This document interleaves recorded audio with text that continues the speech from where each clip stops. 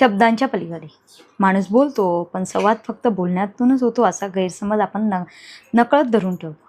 जरा आजूबाजूला पहा, जंगलात, अंगणात, रस्त्याच्या कडेला किंवा आपल्या घरातही असंख्य जीव आहेत ज्यांना कोणतीही भाषा माहीत नाही.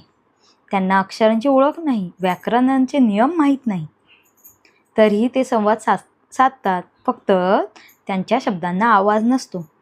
कुत्रा शेपूट हलवतो तेव्हा तो आनंद व्यक्त करतो, तेच कान खाली झाले की भीती. मांजर हळूच अंग चोळते, ती आपुलकी दाखवते. गाय शांत डोळ्यातून आपल्याकडे पाहते, तेव्हा त्या नजरेत विश्वास दाटलेला असतो. हे सगळं काय आहे?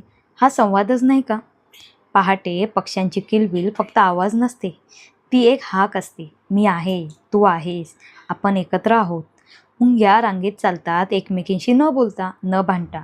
तरीही कोण कुठे जाईल, काय उचलेल हे सर्व ठरतं, कारण तिथे शब्द नसतात, पण समज असते. माणूस मात्र शब्दांचा खस उभारतो आणि तरीही गैरसमज वाढवतो.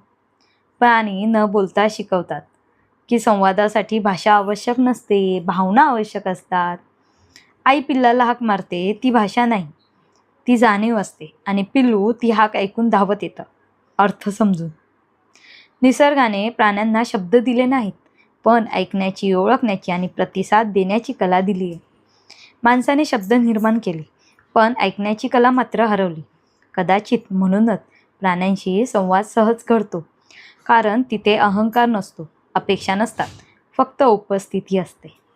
कधी कधी वाटतं माणूस जितका अधिक बोलू लागला तितका तो कमी समजू लागला, आणि प्राणी जितके कमी बोलतात तितके ते अधिक समजतात.